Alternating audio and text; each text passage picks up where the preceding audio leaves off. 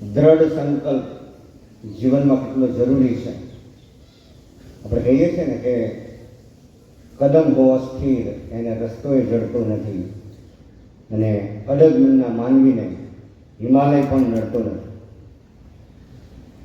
અમારા હમણાં કનુભાઈને અમારે વાત થતી હતી કે આપણી પાસે એટલું ઉત્તમ સાહિત્ય છે, રામાયણ મહાભારતના પ્રેરક પ્રસંગો છે.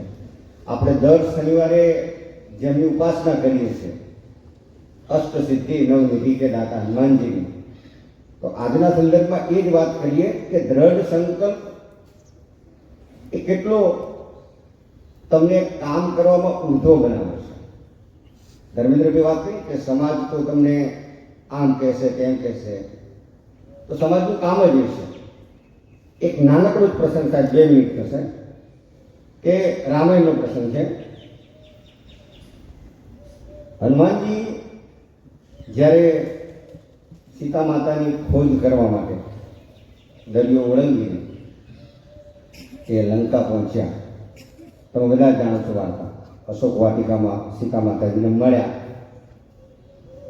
ભૂખ લાગી, સીતા માતાજીએ રજા આપી, એ ઉપવનમાં ગયા, એમને બધું નુકસાન કર્યું થોડું.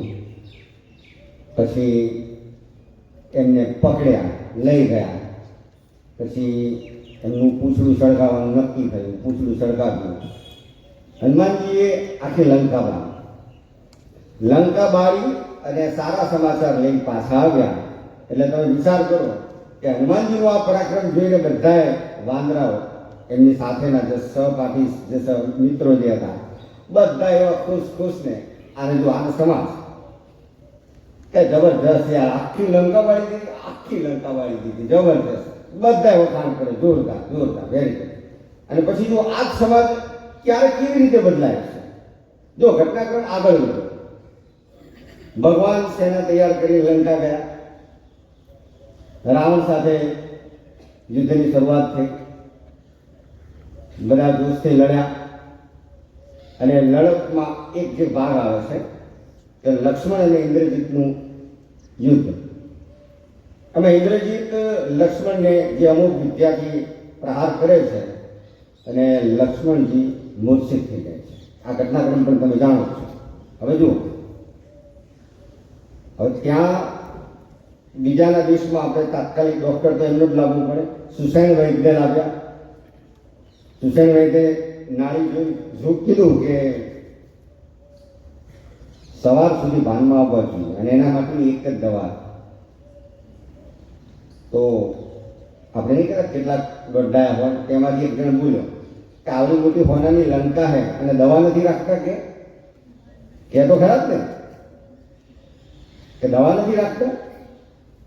કે પેલા સુસેન વૈદ્ય કીધું કે હતી દવા, હતી, પણ તમારામાં કોઈક એક આવ્યો ને એ બધું હળગાઈ જતો.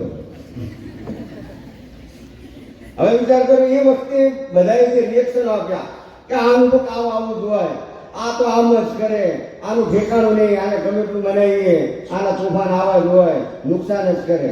જો સમાજનો પ્રતિભાવ કેવો તરત બદલાઈ ગયો. આ જ હનુમાનજી લંકા બાળીને આવ્યા ત્યારે કે વાહ જોરદાર, અહીંયા જરૂર પડી, આનું તો આમ ને તેમ.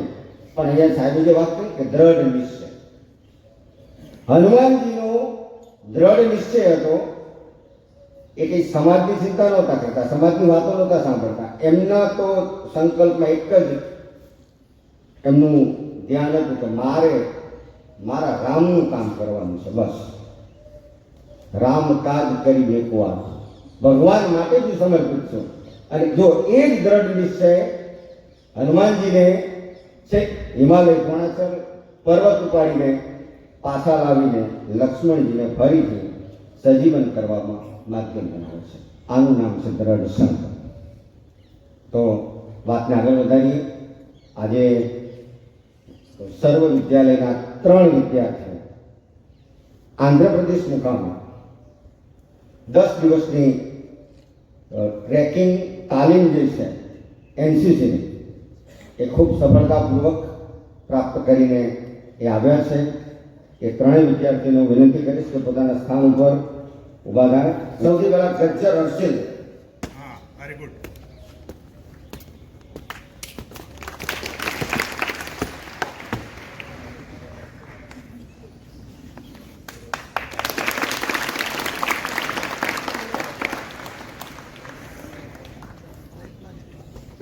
પ્રજાપતિ દીપનું સ્વાગત કરવા માટે એનું બહુમાન કરવા માટે હું વિનંતી કરીશ. ધર્મેન્દ્રભાઈ આવો.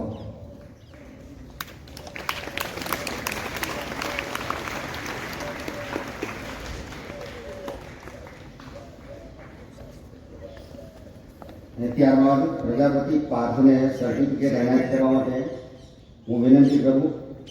સુપરવાઇઝર શ્રી રમેશભાઈ પ્રજાપતિ સાહેબ, આજી સાહેબ આવો સાહેબ.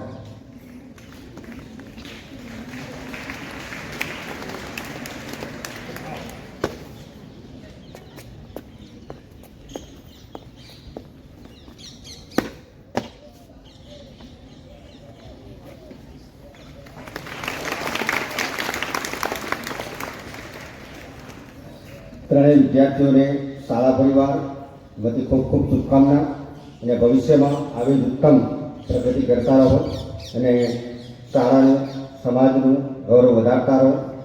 આજના આ કાર્યક્રમને અહીંયા થોડો વિરામ આપીએ. શાંતિ મંત્ર માટે તૈયાર. શાંતિ.